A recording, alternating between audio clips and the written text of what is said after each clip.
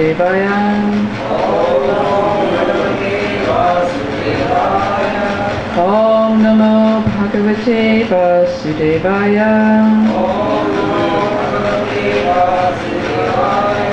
Om Namo Bhagavate Vasudevaya.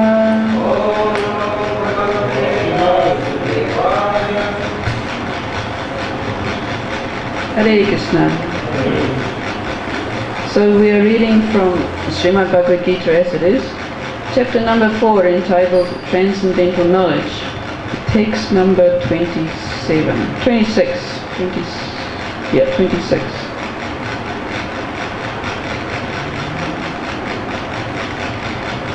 Shotradin Indriyanyanye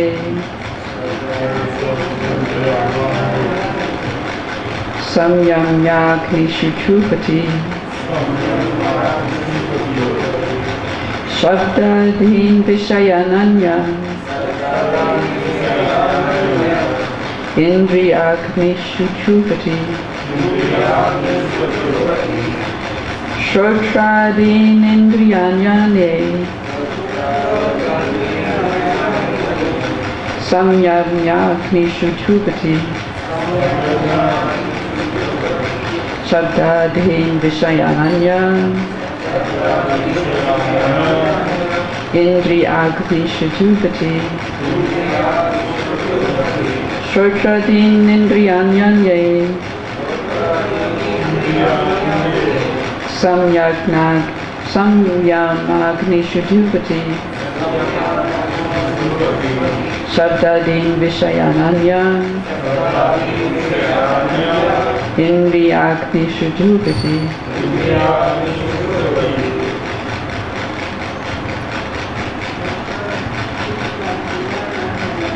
Shotradin Indriyanyanya Samyamagnishuchupati Shabdadin Vishayananya Indriyaknishuchupati Shotradin Indriyanyanye Samyamagnishuchupati Shabdadin Vishayananya Indriyaknishuchupati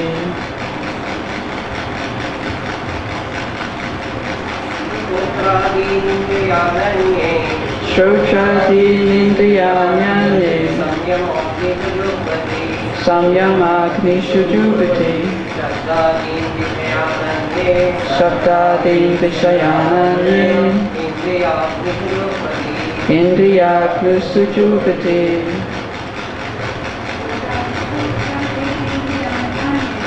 Shotradin Indriyanyanye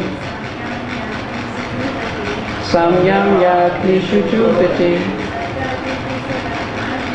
Shabdadin Vishayananya Indriyaknishuchupati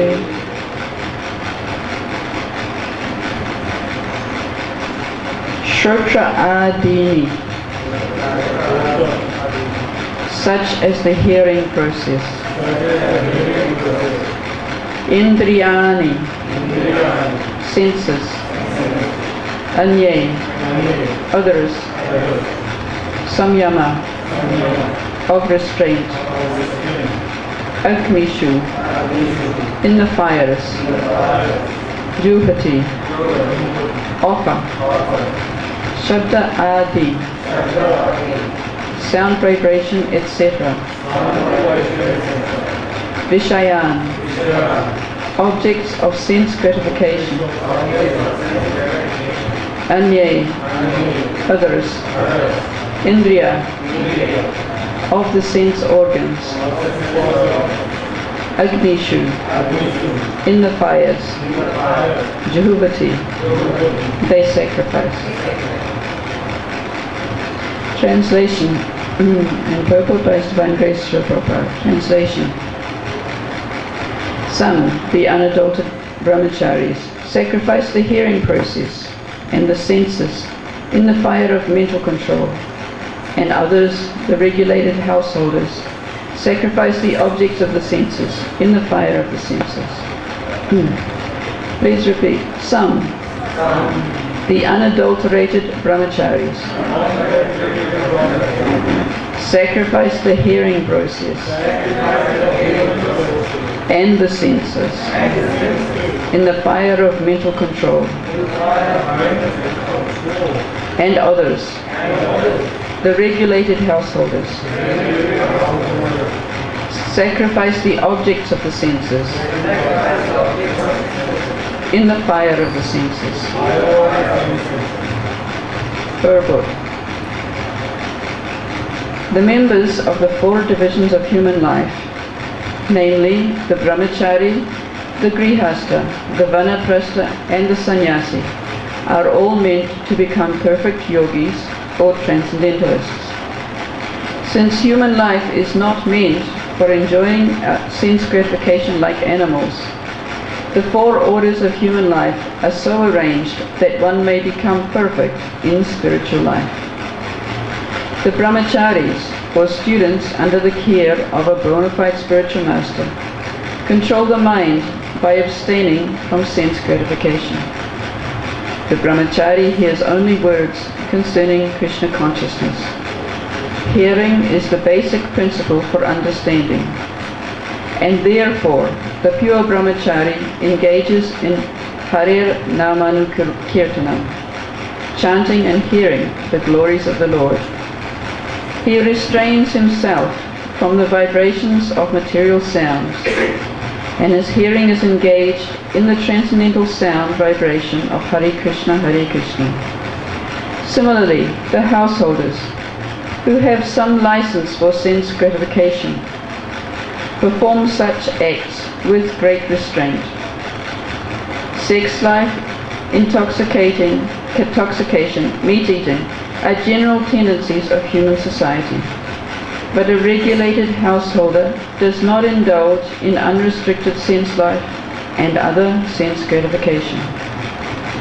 Marriage on the principles of religious life is therefore current in all civilized human society, because that is the way for restricted sex life. This restricted, unattached sex life is also a kind of yajna, because the restricted householder sacrifices his general tendency towards sense gratification for higher transcendental life. Om Jnana Timirandasya Gyananjana Shalakaya Chakshuranmalitam Yena Tasmai Shri Gurave Namaha Sri Chaitanya Manobhistam Stapitam Yena Bhutale Swayam Rupa Kadamayam Kadati Swapadantikam Vandeyaham Sri Guruhu Sri Yuta Parikamalam Sri Guru Navaishnavanscha Sri Rupam Sagritatam Sahagana Raghunathanvitam Tam Sajivam Sadvaitam Sapadutam Parijana Sahitam Krishna Chaitanya Devam Shri Radha Krishna Padam Sahagana Lalita Shri Visakanvitamscha Hey Krishna Karuna Sindhu Dinabandho Jagatpate Gopesha Gopika Kanta Radha Kanta Namostute Tapta Kanchana Gaurangi Radhe Vrindavaneshwari Vrishabhanu Sute Devi Pranamami Hari Priya Panchakalpatarubhyascha Kripa Sindhubhya Evacha Patitanam Papanebhyo Vaishnavebhyo Namo Namaha Jai Shri Krishna Chaitanya Prabhu Nityananda Shri Advaita Gadadhara Shri Vasari Gaura Bhaktavinda Hare Krishna Krishna Krishna Hare Hare Hare Rama Rama Rama Hare Hare Shrutradin Indriyanyanye Satyam Agnishu Chuvati Shabdadin Vishayananya Indri Agnishu Chuvati. Some, the unadulterated brahmacharis, sacrifice the hearing process and the senses in the fire of mental control. and others the regulated householders, sacrifice the objects of the senses in the fire of the senses.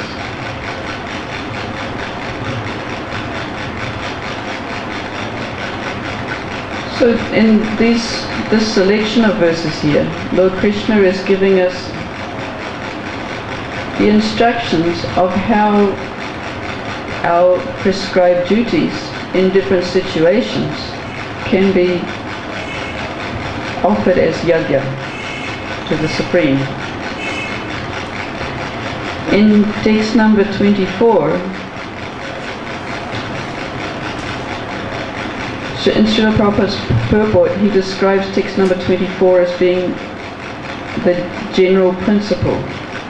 So in this general principle, Krishna said, a person who is fully absorbed in Krishna consciousness is sure to attain the spiritual kingdom because of his full contribution to spiritual activities, in which the consummation is absolute, and that which is offered is of the same spiritual nature. So this is in itself is a little difficult to understand, but Srila Prabhupada explains it very nicely in the purport. So I just want to go through some of his explanations so we can understand this whole series of verses and how this is the process of offering our prescribed duties as a yajna. So Srila Prabhupada says, how activities in Krishna consciousness can lead one ultimately to the spiritual goal is described here. There are various activities in Krishna consciousness, and all of them will be described in the following verses. So today's verse is one of those. But for the present, just the principle of Krishna consciousness is described. A conditioned soul entangled in the material contamination is sure to act in the material atmosphere, yet he has to get out of such environment. So here Srila Prabhupada is giving the analogy of how someone becomes sick by drinking too much milk. They get diarrhea, and the cure is a transformation of milk. So by this he's showing us that while we're situated in this material body, our only way to get out is by activities which are also performed with the material senses. But like yoga, they are a transformation because of this process of offering.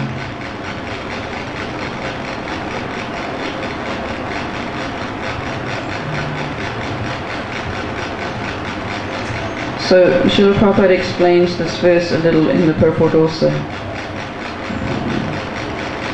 The word Brahma means spiritual.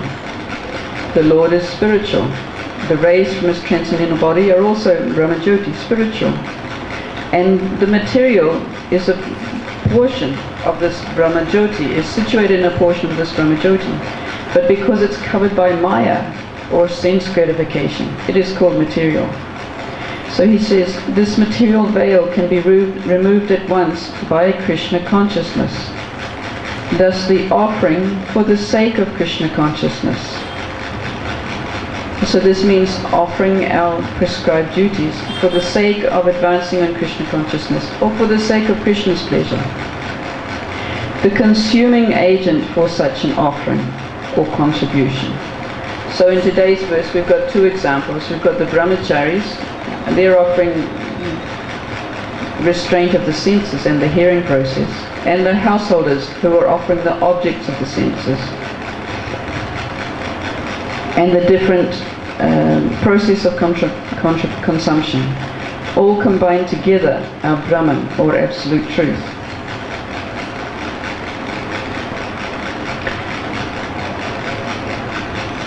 Okay. Krishna consciousness is the process of converting the illusory consciousness into Brahman, or the Supreme.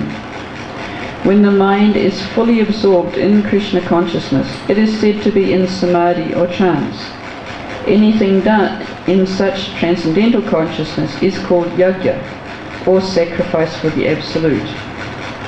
In that condition of spiritual consciousness, the contributor, the contribution, the consumption, the performer or leader, and the result, everything becomes Brahman. So in the purport to the following verse, Srila Prabhupada explains that this description in text 24 is the ideal description. It's just like Srila Prabhupada gives the example of how it's Arjuna. A Krishna conscious person like Arjuna, however, sacrifices everything for the satisfaction of Krishna. Thus all his material possessions, as well as his own self, everything is sacrificed for Krishna. Thus he is a first-class yogi, but he does not lose his individual existence.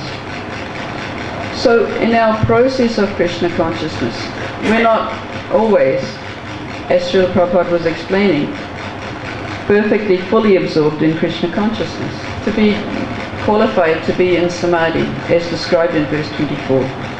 So we've got a process, according to our different situations in life, of how we can still offer things to Krishna and become purified by this process of sacrifice.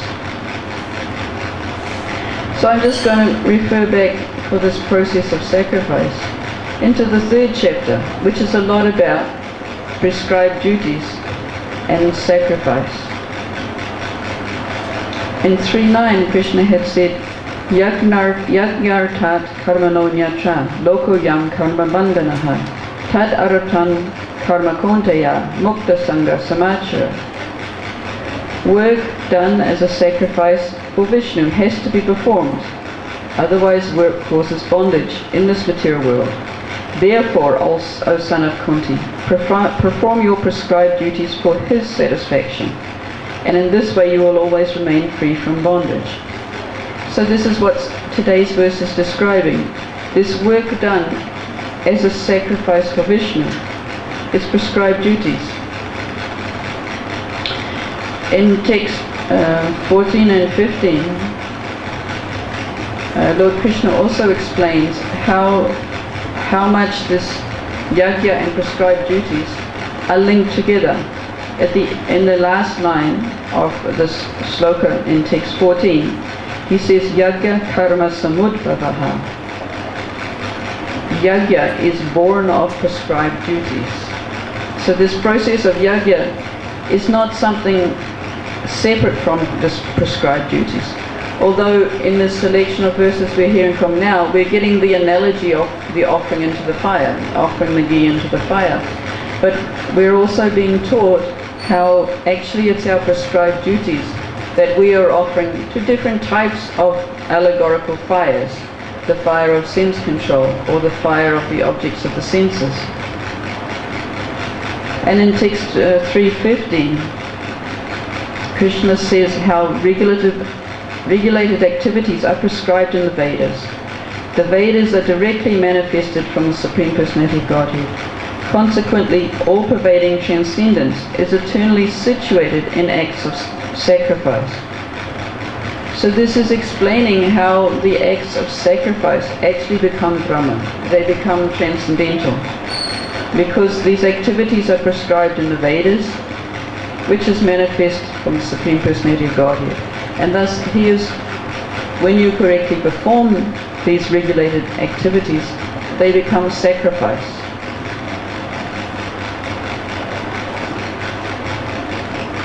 The importance of doing our prescribed duties is described a lot of the way through the 3rd chapter also. So in 3.29, Krishna is explaining those who are not offering their prescribed duties as sacrifice. They are acting by the modes of nature. He says, bewildered by the modes of material nature, the ignorant fully engage themselves in material activities and become attached. But the wise should not unsettle them, although these duties are inferior due to performers' lack of knowledge. So here Krishna is referring to activities like karma kanda, where people have motivation for what they do. He may also be referring to vikarma, unprescribed duties that are not prescribed in the Vedas. So he goes on to explain that actually everybody is bound by these modes of nature. Everybody acts under the modes of nature. So there is no point to try and act otherwise without superior guidance. Of course, on an absolute platform, if we can surrender to Krishna immediately, then we don't need to do prescribed duties.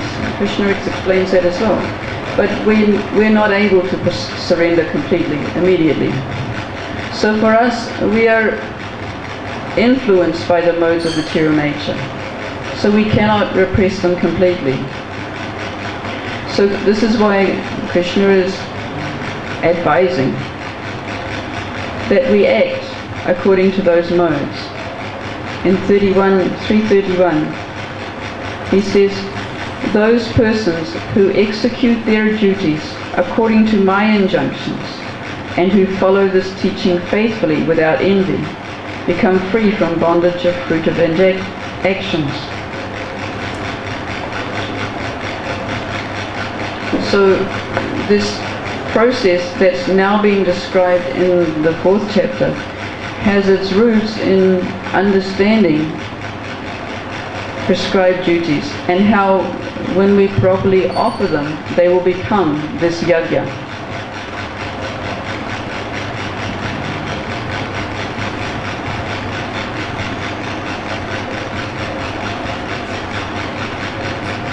At the end of this section, Krishna explains that these processes are best performed in knowledge. In 333, he says, O chastiser of the enemy, sacrifice performed in knowledge is better than mere sacrifice of material possessions. After all, O son of Pritha, all sacrifices of work culminate in transcendental knowledge. So now we'll have a little bit of a more closer look at today's verse about how exactly it's prescribing this process of sacrifice as an example for the brahmacharis and for the householders. So the brahmacharis sacrifice the hearing process. So this is called shrotra adini, which also means other processes. It says such as the hearing process. As well as shabda adi, which means hearing and similar processes.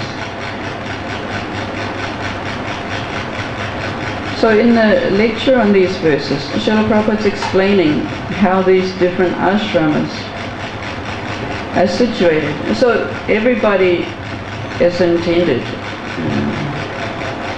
to be a student at an early stage of life. So this brahmachari life or student life is important for everybody.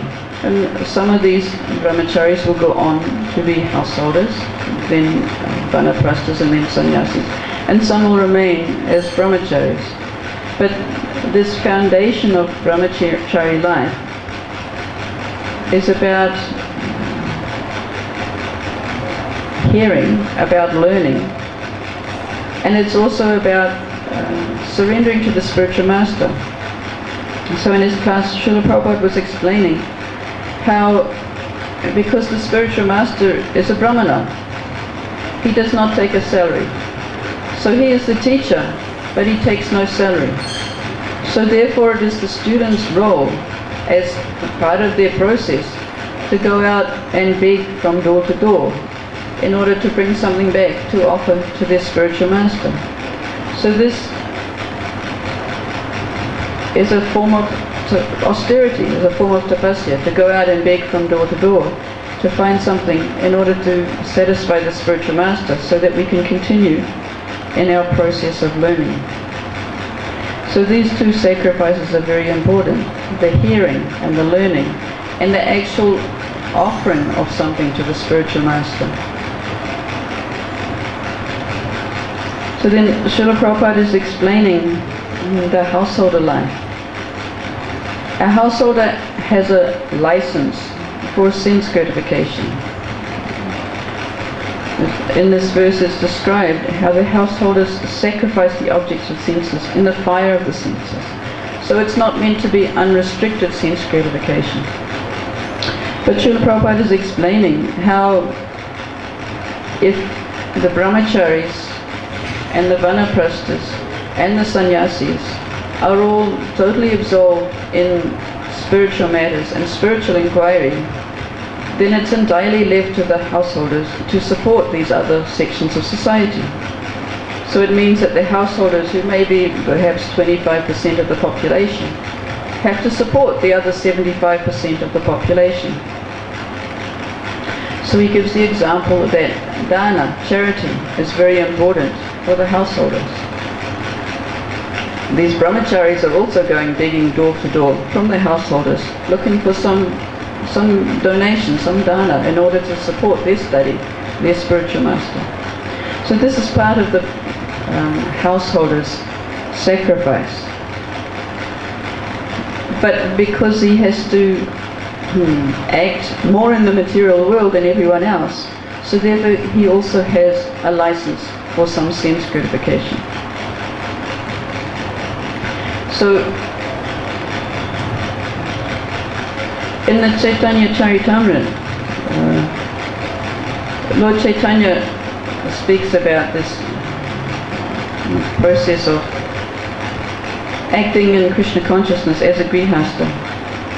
When he's touring South India, he tells, I think this is the Kurma Brahmana, but anyway, he tells the same thing to many, many people. As he tours South India, he tells them to stay where they are.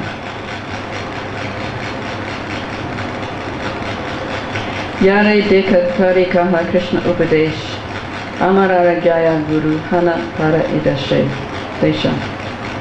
Instruct everyone to follow the orders of Lord Sri Krishna as they are given in the Bhagavad Gita and Srimad Bhagavatam. In this way become a spiritual master and try to liberate everyone in the land. So I think it was this is the point where the Kurma Brahmana was saying he wanted to give up his family and just follow Chaitanya Mahaprabhu, because he said, I'm surrendering to you, I want to come with you and follow you and serve you. And in the previous verse,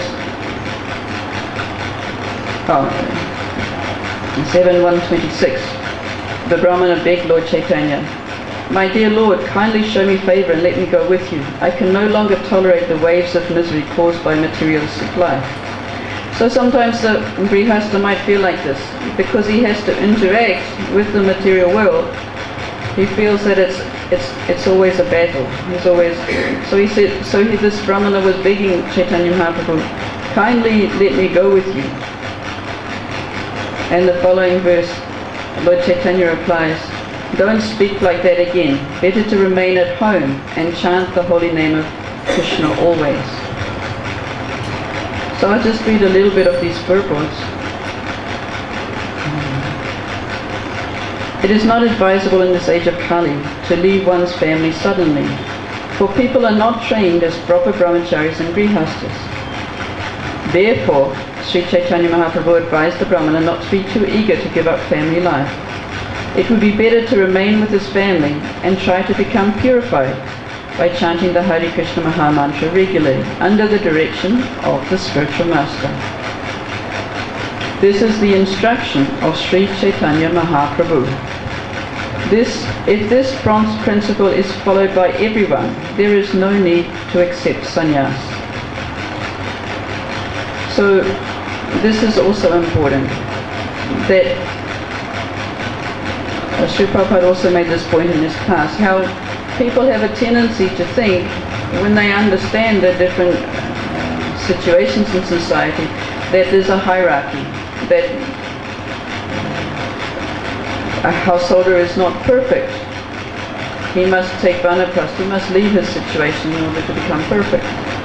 But this example is here, where Lord Chaitanya was touring South India. People were ecstatic, but he told them to stay in their householders and to preach.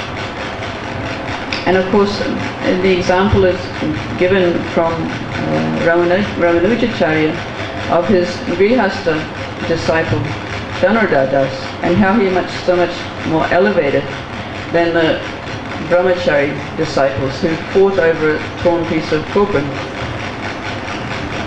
So this purport to 7.128 is also very instructive about controlling the senses.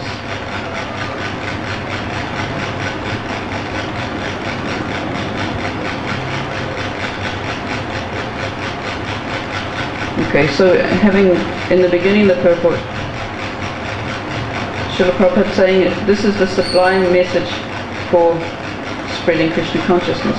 So this verse, Yare Deka Tare Krishna Kupra Krishna Upadesh, is one that Srila Prabhupada quoted a lot. And Amara Adyai Guru Pana Tara Edesha, Srila Prabhupada also quoted because he's Amara Agyaya means under my order. So this is being given by Lord Chaitanya as an instruction to become Guru. So people will put up so many objections how they can't become a Guru, but Srila Prabhupada would very, very frequently say Amara Agyaya, on my order. I have instructed you all. So Srila Prabhupada was telling all of his disciples also that they should all become Gurus. And he was using this verse as an example. Amara Agyaya. Amara Agyaya. This is the sublime mission of the International Society for Krishna Consciousness. Many people come and inquire whether they have to give up family life to join the society. But that is not our mission. One can remain comfortably in his residence. We simply request everyone to chant the Maha Mantra. Hare Krishna, Krishna Krishna, Hare Hare, Hare Rama, Rama Rama, Hare Hare. And if one is a little literate, he can read Bhagavad Gita as it is and Srimad Bhagavatam. That is much the better.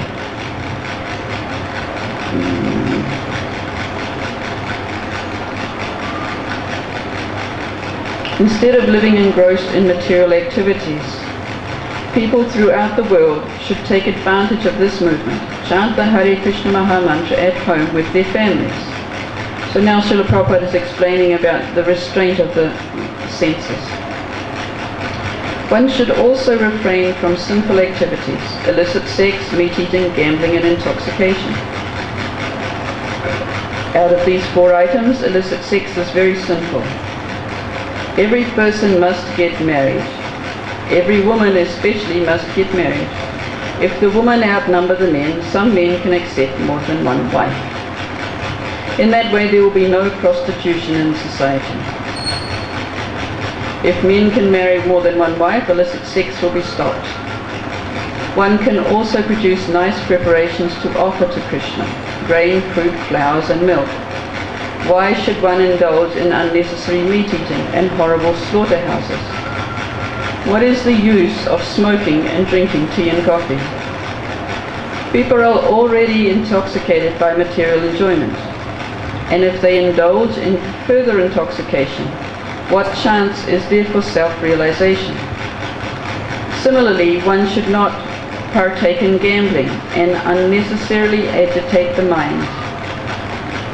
The real purpose of life is to attain the spiritual platform and return to Godhead. That is the summum bonum of spiritual realization.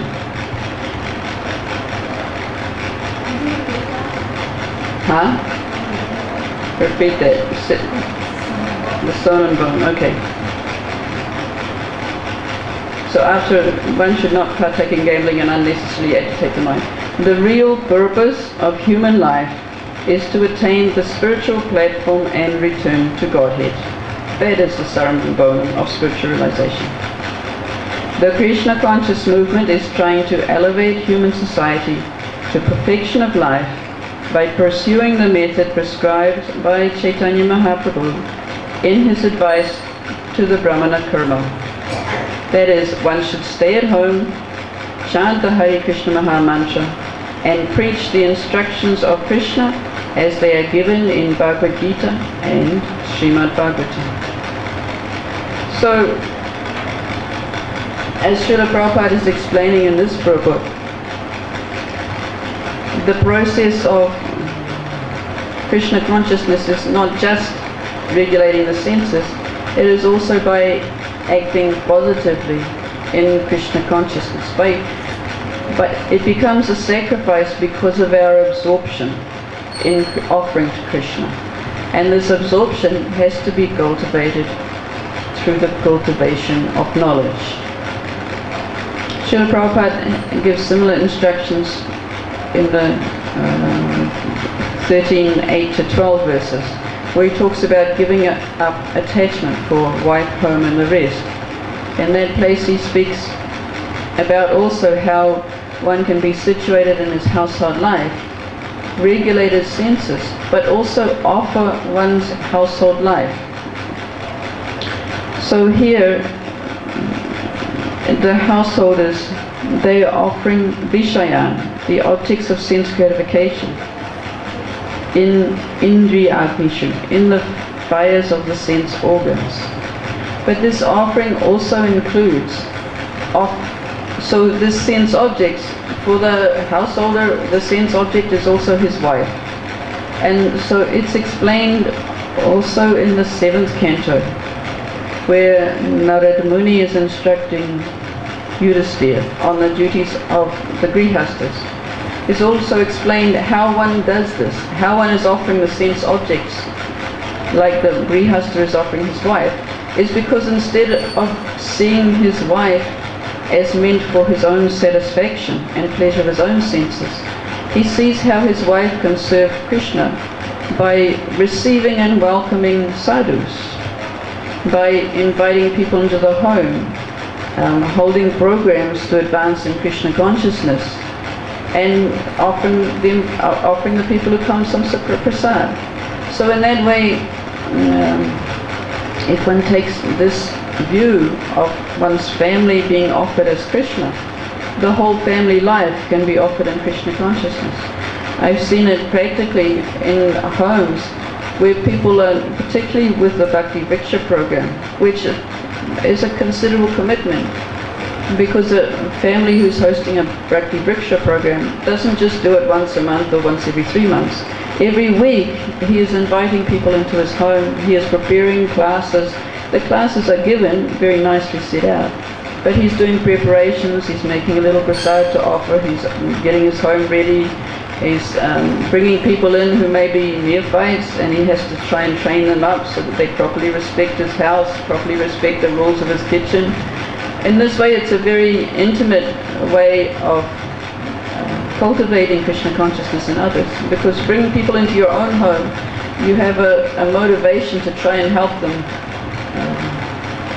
take up sadachara, take up proper behavior, because you don't want them to disrespect how you are worshipping Krishna. So you have to teach them very nicely. So it's a very nice way for cultivating Krishna consciousness, but it's a big commitment. It really means sacrificing your whole family life in order to do this, because during the week before the next class, you're preparing the class, you're phoning people up, checking how they are, you're reminding them to come, you're seeing if they need anything. So it's not just an occasional thing. Like some householders take this as occasional. It's occasional. Occasionally when my Guru Maharaj comes, I'll hold a program. But actually, what Srila Prabhupada has envisioned is that we sacrifice the whole Grihastha life as an offering to Krishna, and an offering to help spread Lord Chaitanya's movement. So of course the brahmacharis also have the same offering. Here in the temple you see the brahmacharis are here, they're studying, they're learning, they're engaged in seva. But in addition to doing their own seva, like on the altar, the pujaris, most of them are also giving classes. They are also teaching. They are also engaged in this process of spreading Krishna consciousness. So in that way, in order to make this sacrifice for the satisfaction of Krishna, a real sacrifice, to absorb our mind in Krishna consciousness, we have to take up this process fully and fully engage. Otherwise our mind is not there. If we only take it up part-time, if we don't fully absorb in trying to please Krishna, then we're not achieving Krishna consciousness.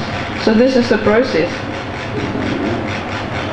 Krishna is explaining how these acts of sacrifice will progressively lead us to transcendental knowledge.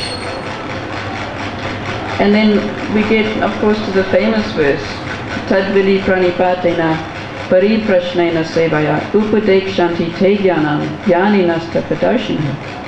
Try to learn the truth by approaching a spiritual master. Inquire from him submissively and render service unto him. The self-realized souls can impart knowledge unto you because they have seen the truth. So this verse begins Tatvidi, that knowledge. So this is at the end of Krishna's description of sacrifice. So Tatvidi is the knowledge that one receives by correctly performing one's prescribed duties under the guidance of the spiritual master. One will attain to transcendental knowledge. And what that knowledge is described in the 35th verse.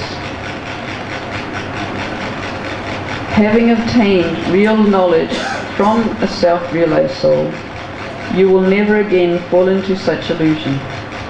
For by this knowledge, you will see that all living beings are but part of the Supreme, or in other words, they are mine.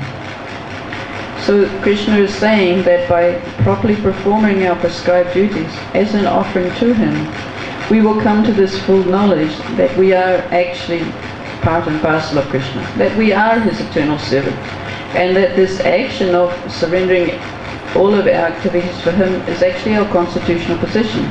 So therefore we will never give it up. And by this we shall become liberated and hopefully go back to Godhead. So does anyone have any comments or questions as a result of today's class?